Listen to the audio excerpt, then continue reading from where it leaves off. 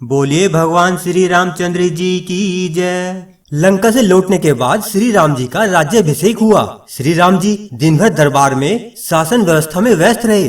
संध्या जब राजकीय कार्यों से छूट मिली तो गुरु और माताओं का कुशल क्षेम पूछ अपने कक्ष में आए। हनुमान जी भी उनके पीछे पीछे ही थे। राम जी के निजी कक्ष में उनके सारे अनुज अपनी अपनी पत्नियों के साथ उपस्थित थे। वनवास युद्ध और फिर अनंत औपचारिकताओं के पश्चात यह प्रथम अवसर था जब पूरा परिवार एक साथ उपस्थित था। राम, सीता और लक्ष्मण को तो नहीं, कदाचित अन्य वधुओं को एक बाहरी अर्थात हनुमान जी का वहाँ होना अनुचित प्रतीत हो रहा था। चूंकि शत्रुघ्न सबसे छोटे थे, अतः वे ही अपनी भाभियों और अपनी पत्नी की इच्छा पूर्ति हेतु संकेतों में ही हनुमान जी को कक्ष से जाने के लिए कह रहे थे। पर आश्चर्य की बात कि हनुमान जी जैसे ज्ञाता भी यह मामूली संकेत समझने में असमर्थ हो रहे थे। तब उनकी उपस्थिति में ही बहुत देर तक सारे परिवार ने जी भरकर बातें की।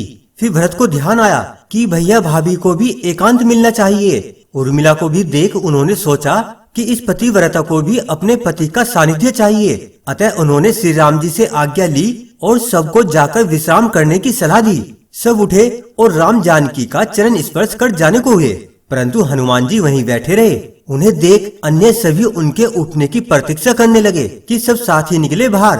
राम जी ने मुस्कुराते हुए हनुमान जी से कहा, क्यों वीर, तुम भी जाओ, तनिक विश्राम कर लो। हनुमान जी बोले, प्रभु आप सम्मुख हैं, इससे अधिक विश्रामदायक भला कुछ हो सकता है? मैं तो आपको छोड़कर नहीं जाने वाला। शत्रुघ्न तनिक क्रोध से बोले, परंतु भैया को विश्राम की आवश्यकता है कपीश्वर, उन्हें एकांत चाहिए। हाँ तो मैं कौन सा प्रभु के विश्राम में बांधा डालता हूँ, मैं तो यहाँ पैताने बैठा हूँ। शत्रुघ्न ने कहा, आपने कदाचित सुना नहीं, भैया को एकांत की आवश्यकता है।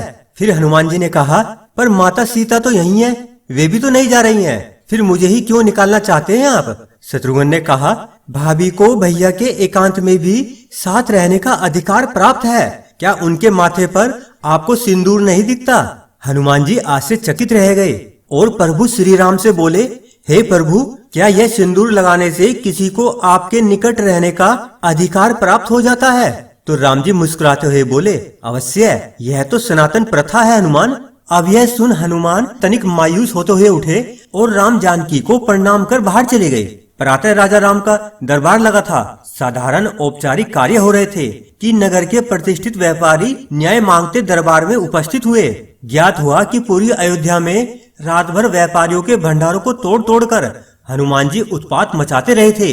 राम जी ने यह सब सुना और सैनिकों को आदेश दिया कि हनुमान को राज्यसभा में उपस्थित किया जाए।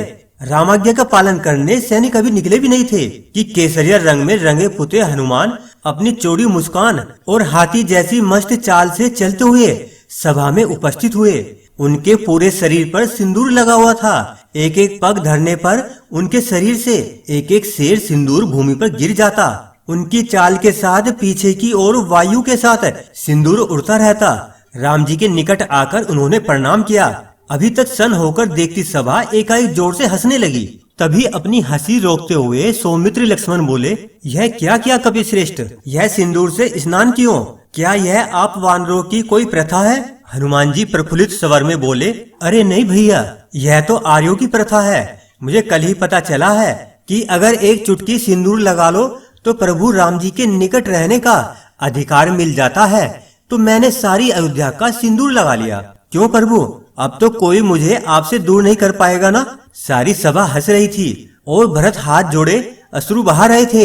यह देख शत्रुघ्न बोले, भैया सब हंस रहे हैं और आप रो रहे हैं, क्या हुआ?